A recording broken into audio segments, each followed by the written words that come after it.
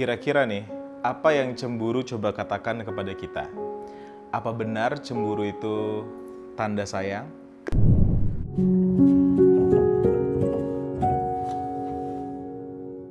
Hai, lo semua lagi nonton gue, Gary Ardian.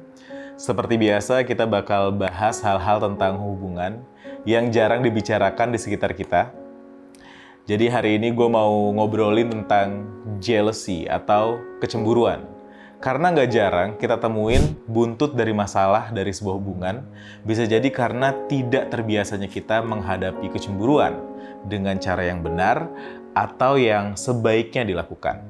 Bahkan nggak cuma di hubungan pacaran, di pertemanan mungkin ada yang cemburu kalau temannya deket sama teman barunya, di keluarga mungkin ada yang cemburu kalau adiknya dapat lebih banyak perhatian dari orang tua kita gitu. Jadi selama ini kita sering dengar kalimat yang bilang kalau cemburu itu adalah hal yang wajar untuk dirasakan di dalam sebuah hubungan. Karena apa? Karena cemburu itu katanya tanda sayang. Pertanyaannya, apa yang sebenarnya cemburu ingin katakan kepada kita? Adakah hal lain yang sebenarnya ingin cemburu sampaikan, tapi kita belum pernah menyadari itu sebelumnya? Nah, dari referensi-referensi yang gue baca akhir-akhir ini, gue menemukan hal baru yang masih jarang dibahas ketika lagi ngomongin soal kecemburuan. Cemburu tanda sayang. Pernyataan ini sebenarnya ada benarnya kok. Karena ketika kita sedang cemburu, di kepala kita jadi timbul ketakutan atau kekhawatiran akan adanya potensi kehilangan orang yang kita sayang tersebut.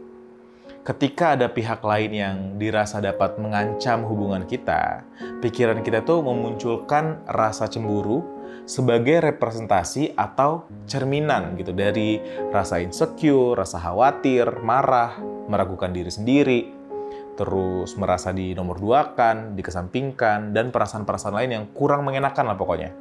Kita jadi akan merasa cemburu karena artinya kita peduli sebenarnya dengan keberlangsungan hubungan tersebut.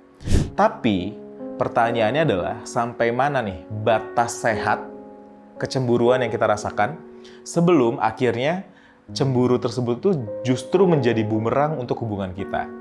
Dari buku karyanya Daniel Nathanson, menurut penelitian beliau yang menjelaskan kalau kecemburuan itu sebenarnya adalah turunan dari fear of shame. Jadi ketakutan akan hal yang memalukan buat kita gitu. Jadi kata kunci dari cemburu itu adalah takut dan malu. Karena dengan siapa pasangan kita berinteraksi, selain diri kita kan lebih sering ada di luar kendali kita ya. Jadi kita merasa hal tersebut bisa jadi sebagai ancaman yang apabila nantinya terbukti benar akan dalam tanda kutip mempermalukan diri kita sebagai pasangannya atau menakutkan karena bisa membuat kita menjadi merasa dilukain, dibohongin, dikhianatin gitu kan. Jadi wajar kesannya ketika kita merasa cemburu, kita cenderung merasa diri kita itu inferior dan orang yang kita cemburuin itu superior. Jadi dampaknya kita bereaksi berlebihan yang ujungnya malah kadang nih ya cenderung menyerang atau menciderai komitmen yang selama ini kita jaga gitu. Makanya kita perlu benar-benar mengelola bagaimana kita bereaksi terhadap rasa cemburu yang kita rasakan. Gini deh, anggap aja bener kalau cemburu itu tanda sayang. Kalau gitu, sebagaimana tanda, ya kita bisa nih mulai menganggap itu sebagai sesuatu hal yang tidak lebih dari sekadar informasi. Oh, kita cemburu gitu, berarti kita sayang nih sama dia. Idealnya kita bisa sudahin reaksi kita sampai situ aja. Jadi kita menjadikan kecemburuan yang kita rasakan itu sebagai informasi. Kita bisa mengklaim gitu, apakah kita udah sayang dengan dia atau belum dari kecemburuan yang kita rasakan gitu. Salah satunya mungkin gitu ya. Jadi itu cuma tanda kalau kita udah sayang sama dia aja, bukan tanda untuk melarang dia melakukan ini dan itu. Setelahnya, bagaimana kita bereaksi akan tanda tersebut, itu juga perlu diperhatikan, jangan sampai berlebihan. Karena reaksi dari rasa cemburu itu seringkali kan di luar batas nih, makanya ada istilah cemburu buta gitu kan. Kita jadi berpikiran gak rasional karena merasa semua perhatian dari pasangan yang harusnya ditujukan kepada kita aja jadi ke orang lain gitu.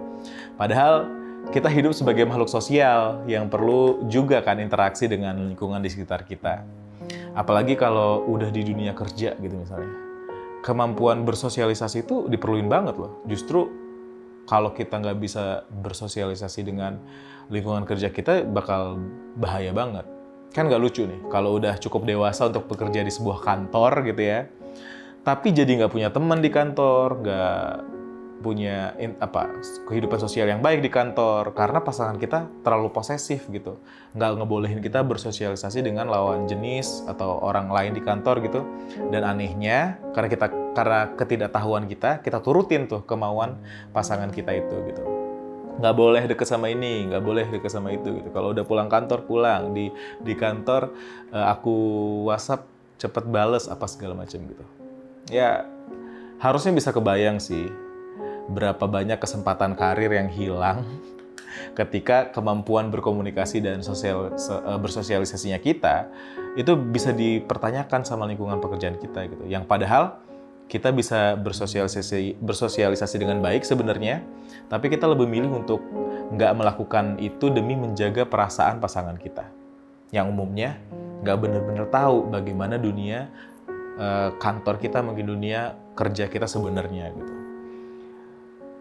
Kita lakuin ini tanpa memikirkan gimana nanti dampak jangka panjangnya gitu. Kalau bisa aja dengan ketidaktahuan akan dunia yang lebih luas itu membatasi pergaulan kita, kecemburuannya justru malah akan makin besar gitu.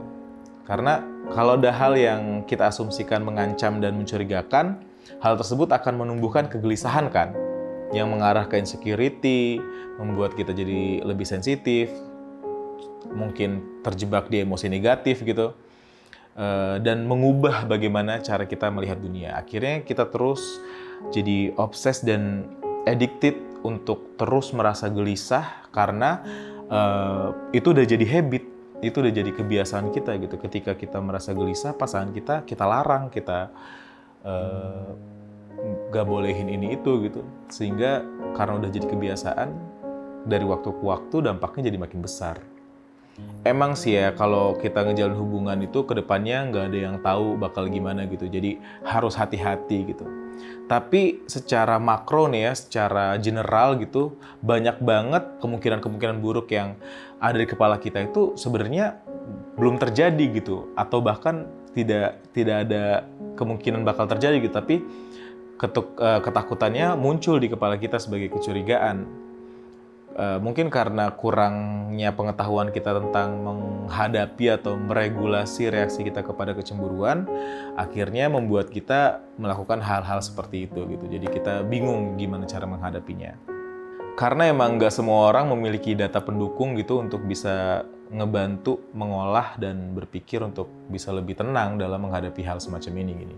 Misalnya pengetahuan tentang perselingkuhan itu nggak akan bisa dihadang kalau emang pada dasarnya orangnya mau selingkuh. Percuma gitu, nggak bisa diapa-apain gitu.